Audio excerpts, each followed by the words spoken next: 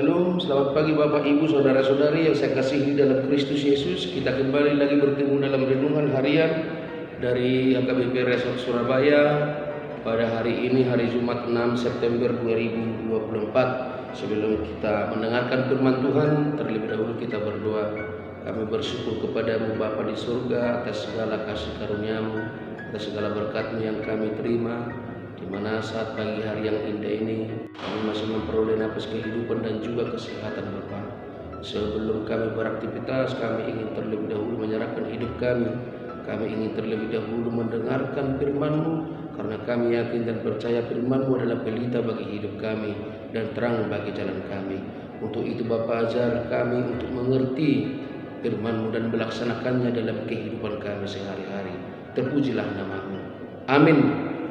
Bapak, Ibu, Saudara-saudari yang saya kasihi di dalam Kristus Yesus, firman Tuhan yang menyapa kita pada pagi hari ini tertulis dalam kitab Kolose pasal 2 ayat 14. Kolose pasal 2 ayat 14. Demikian pembacaan firman Tuhan. Dengan menghapuskan surat utang yang oleh ketentuan-ketentuan hukum mendakwah dan mengancam kita, dan itu ditiadakannya dengan memakunya pada kayu salib. Sekali lagi saya bacakan. Dengan menghapuskan surat hutang yang oleh ketentuan-ketentuan hukum mendakwa dan mengancam kita, dan itu ditiadakannya dengan memakukannya pada kayu salib. Demikian firman Tuhan. Bapak, Ibu, Saudara-saudari yang saya kasihi di dalam Kristus Yesus, firman Tuhan pada pagi hari ini mengajarkan kepada kita bahwa sesungguhnya surat hutang atau dokumen surat tangan, yaitu dosa-dosa yang kita lakukan, kesalahan yang melanggar hukum yang kita lakukan, itu akan ditiadakan.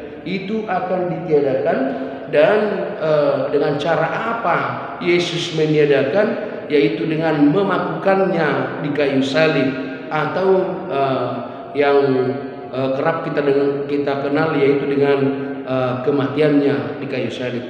Itu yang kita lihat dalam nas ini Bapak, Ibu, Saudara-saudari. Dengan kematian Yesus Kristus berarti surat dakwaan atau surat hutang yang disebutkan di dalam nas ini itu telah secara sendirinya telah berakhir, atau pelanggaran kita, dosa kita atas hukum Taurat itu sudah berakhir.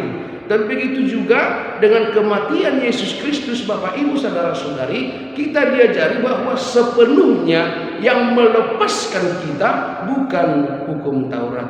Jadi kalau saat ini ada di antara kita yang mengatakan bahwa kita dibenarkan karena hukum Taurat, atau kita diselamatkan karena melakukan turut pada hukum Taurat, itu adalah sebuah kebohongan atau kesalahan. Tetapi yang tepat adalah kita diselamatkan oleh kasih Yesus Kristus. Kita diselamatkan, kita dibebaskan oleh Yesus Kristus, oleh kasih-Nya.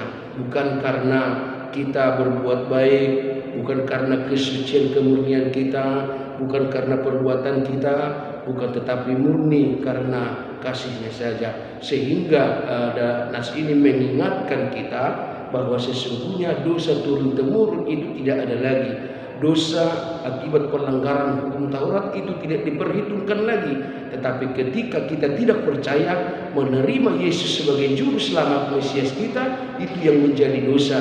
Bahkan akibat dari ketidakpercayaan kita larut dalam perbuatan-perbuatan dunia yang menunjukkan bahwa kita seolah-olah tidak setia, tidak mengikut Dia, dan perbuatan-perbuatan jahat yang kita lakukan itu seutuhnya berasal dari keinginan daging dan iblis, atau barangkali ketidakpercayaan kita kepada Yesus Kristus. Itu yang kita lihat dari nas ini. Untuk itu Bapak, Ibu, Saudara-saudari, marilah mengimani, marilah mengucap syukur kepada Tuhan karena kita telah dibebaskan. Surat hutang kita telah dihapuskan dengan dipakukannya di kayu salib lewat kematiannya untuk membebaskan kita, menebus kita dari dosa dan kematian.